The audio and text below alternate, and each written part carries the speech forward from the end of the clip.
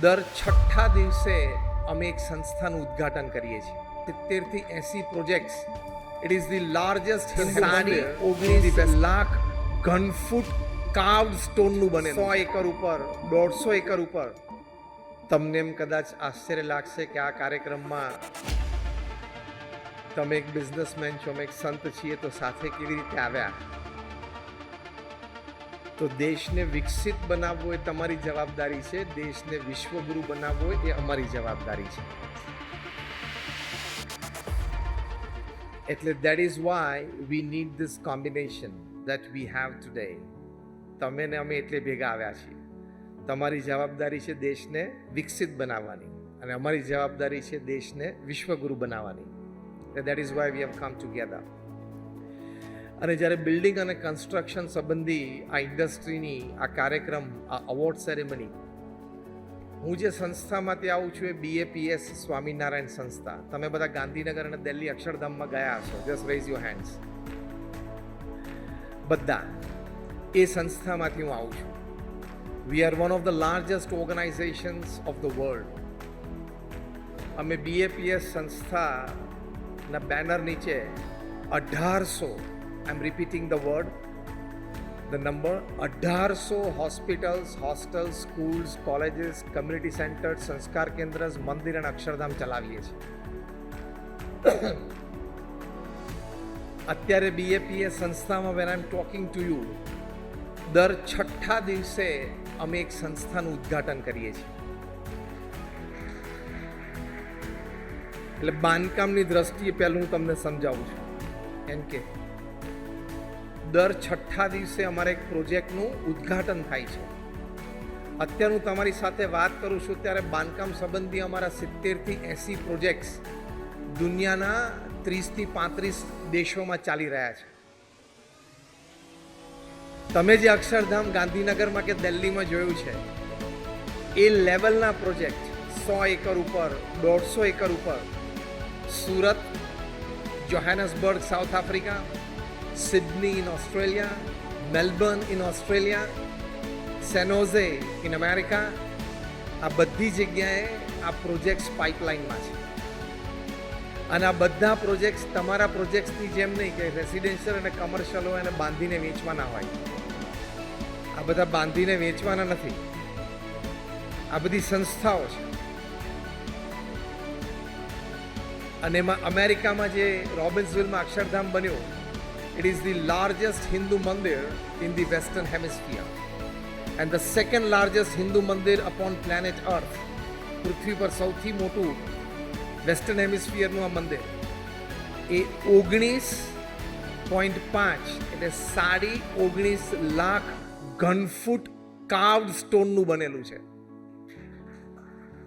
તમને બધાને આ સ્કેલ અને આ સાઇઝ ખ્યાલ આવી જશે તરત. 19.5 લાખ ઘનફૂટ પથ્થર, RCC નહીં, હા.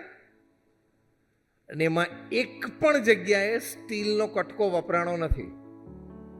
સ્ટીલનો કટકો પણ વપરાય એટલે બિલ્ડિંગની આયુષ્ય 100 વર્ષ, અપર લિમિટ. સ્ટીલનો કટકો પણ વપરાણો નથી 19.5 લાખ ઘનફૂટ પથ્થરમાં, એટલે એનું આયુષ્ય 1500 વર્ષનું છે. એટલે તમારી 50મી પેઢી અમેરિકા જશે ને એ પણ અક્ષરધામના દર્શન કરશે. Your 50th generation. એ સંસ્થામાંથી હું આવું છું. અમે જે આ 1800 હોસ્પિટલ્સ, હોસ્ટેલ્સ, સ્કૂલ્સ, કોલેજ ચલાવીએ છીએ એમાં અમે સંતો ડિરેક્ટલી ઇન્વોલ્વ છીએ in the administration, in the management, in the HR of our organization. હું જે અત્યારે તમારી સાથે વાત કરું છું એ અમારી પાર્ટ ટાઈમ જોબ છે. We are directly involve in the administration, in the management, in the HR of our institutes. એટલે એડમિનિસ્ટ્રેશન શું છે, મેનેજમેન્ટ શું છે અમને ખબર છે. કારણ કે અમે 1300 સંતો છીએ સંપ્રદાયમાં. એમાં 1000થી વધારે સંતો એ graduates, post graduates, chartered accountants, doctors ને એન્જિનિયર્સ છે. We know why we are here, we know what we are supposed to do and we are doing exactly that. આ 1800 યુનિટમાંથી 1300 યુનિટ પ્રમુખ સ્વામી મહારાજે એકલા હાથે બાંધ્યા. અત્યારે 8 અબજની વસ્તીમાં પૃથ્વી ઉપર કોઈ એવા બિલ્ડર નથી, બિલ્ડર કે ડેવલપર 8 અબજની વસ્તીમાં પૃથ્વી ઉપર, કે જેણે એકલા હાથે 1300 જમીનો ઉપર 1300 પ્રોજેક્ટ કર્યા. કોઈ કર્યા હોય તો આંગળી ઊંચી કરો. હું નેશનલ ડેવલપર્સ એન્ડ બિલ્ડર્સની મીટમાં ગયેલો હૈદરાબાદ. ટોપ ક્લાસ હુઝ હુ, લોઢા, રાહેજા, હીરાનંદાની, અજમેરા બધા જ હતા જે નેશનલ લેવલ ઉપર કામ કરે છે. આઈ આસ્ક ધેમ કે 1300 જમીનો આંખથી જોઈ હોય ને એ આંગળી ઊંચી કરો. તોય કોઈ આંગળી નહોતી ઊંચી કરી. 1300 જમીન ઉપર પર્પસફુલી ખાલી પગ મૂક્યો હોય ને એ આંગળી ઊંચી કરો. તોય કોઈ આંગળી ઊંચી નહોતી. પ્રમુખ સ્વામી મહારાજે 1300 જમીન ઉપર 1300 પ્રોજેક્ટ પૂરા કર્યા બાંધકામના. હું ખાલી બાંધકામની જ વાત કરું છું તમને. પછી એ પ્રોજેક્ટ એટલે હોસ્પિટલ, હોસ્ટેલ, સ્કૂલ, કોલેજ, મંદિર, અક્ષરધામે ચલાવવા માટે અમારા BAPS વોલેન્ટિયર્સ જોઈએ, અમારી ટીમ જોઈએ, પેઇડ સ્ટાફ જોઈએ. એ આખું એક ચેપ્ટર 2 છે પાછું. એટલે ગિનીઝ બુક ઓફ વર્લ્ડ રેકોર્ડ્સે પ્રમુખ સ્વામી મહારાજ માટે લખ્યું, he is the master builder of the 20th century. એટલે તમે બધા બેઠા છો ને બિલ્ડર કહેવાઓ, પ્રમુખ સ્વામી મહારાજ માસ્ટર બિલ્ડર કહેવાય. કારણ કે 1300 જમીનો ઉપર 1300 પ્રોજેક્ટ કર્યા. એમની જે સૂઝ હતી કલ્પનાતીત.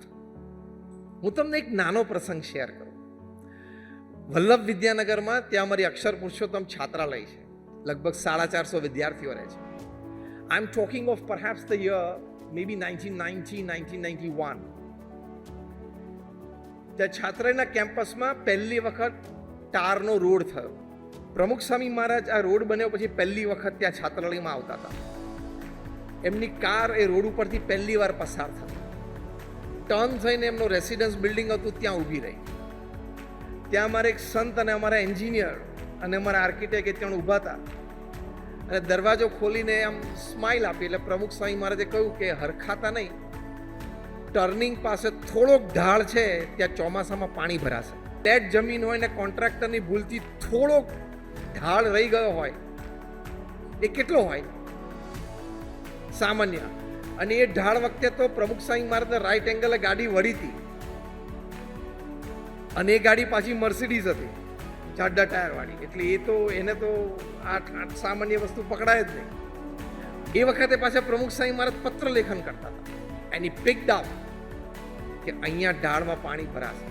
એટલે હસતા હસતા કોઈ રમૂજ કરી કે સ્વામી એ તો અમે જોશું. સ્વામી કે જોજો. He didn't say anything else. 2 મહિના પછી ચોમાસાનો પહેલો વરસાદ પડ્યો એટલે પહેલા એમને યાદ આવ્યું કે આવું પ્રમુખ સ્વામી મહારાજ બોલેલા, let me go out and see. અને બહાર ગયા તો 2 ઇંચ પાણી એ ચોકઠામાં ભરાયેલું હતું. એટલા એ શાર્પ હતા. ત્યારે એમણે આ સંસ્થાનો આટલો મોટો વિકાસ કર્યો. આટલી સંસ્થાઓ ઊભી કરવી, તમારામાંથી કોઈને કોઈ સંસ્થા સાથે જોડાયેલા છે, તમારા વ્યવસાય સિવાય કોઈ હોસ્પિટલ, કોઈ ટ્રસ્ટ સાથે, કોઈ એજ્યુકેશન ટ્રસ્ટ સાથે, તો તમને ખબર પડતી હશે કે સાંજ પડે સંસ્થા ચલાવવી કેવી રીતે, એના પ્રશ્નો કેટલા આવે. પ્રમુખ સ્વામી મહારાજે 1300 સંસ્થાઓ. એટલે પહેલો મુદ્દો મારે એ કહેવો છે, વી હેવ ધેટ કેપેસિટી. આપણે બધા બેઠા છીએ ને આપણી પાસે ખૂબ ક્ષમતા છે. Each soul is potentially divine. ખૂબ ક્ષમતા છે આપણા પાસે, એ આપણે ફૂલ્લી એક્સપ્લોર કરવી જોઈએ. પ્રમુખ સ્વામી ફક્ત 5 ધોરણ ભણેલા હતા અને આટલું મોટું કાર્ય કરી શકે. એટલે ટોટલ ઘન ફૂટમાં ગણો ને, સ્ક્વેર ફૂટમાં, તો આપણે અહીંયા બેઠા છીએ ને બધાનું બાંધકામ ખાલી પ્રમુખ સ્વામી એકલાય કર્યું છે. આપણે જેટલા બેઠા છીએ ને, આપણે બધાનું સ્ક્વેર ફૂટ ભેગું કરીએ ને એટલું પ્રમુખ સ્વામી મહારાજે એકલાય કર્યું. એ પણ એમની ઉંમર 51 થી 95માં, કારણ કે ગુરુપદે આવ્યા at the age of 51. From his age of 51 to 95 he created 1300 institutes. દર 15મા દિવસે એમણે એક સંસ્થાની ભેટ સમાજને આપી. અત્યારે અમારા ગુરુહરિ મહંત સ્વામી મહારાજ દર 6ઠા દિવસે એક સંસ્થાની ભેટ આપે છે. મારે બીજો મુદ્દો એ સમજાવવાનો છે કે જિંદગીમાં ક્યારે રિટાયર ના થતા, છેલ્લા શ્વાસ સુધી કામ કરતા રહેજો. અમારા ગુરુ અત્યારે મહંત સ્વામી મહારાજે 83 વર્ષની ઉંમરે સંસ્થાના પ્રમુખ બન્યા. 83 વર્ષે માણસ પાસેથી કાર્યની કેટલી અપેક્ષા રાખવાની? કાર્યની અપેક્ષા રહે કે ના રહે કે 83 વર્ષની ઉંમરે કેટલું કરી શકે? At the age of 83, you can be a chairman, you can be chairman emeritus. To become a CEO of a company is difficult. CEO એટલે સવારે 8 વાગ્યાથી વહીવટ વ્યવહાર ચાલુ થાય. મહંત સ્વામી મહારાજે 83 વર્ષની ઉંમરે 2016માં આ સંસ્થાની જવાબદારી લીધી. આજે એમની ઉંમર 92 છે. છેલ્લા 9 વર્ષમાં એમણે 494 જમીન ઉપર 494 પ્રોજેક્ટ પૂરા કર્યા. Hospital, hostel, school, college, community centre, સંસ્કાર કેન્દ્ર, મંદિર અને અક્ષરધામ. એમાં અમેરિકા રોબિન્સવિલ અક્ષરધામ આવી ગયું, એમાં BAPS અબુધાબી મંદિર આવી ગયું. એટલે મહંત સ્વામી મહારાજની અત્યારે એવરેજ ચાલે છે દર 6ઠ્ઠા દિવસે એક સંસ્થાની ભેટ સમાજને.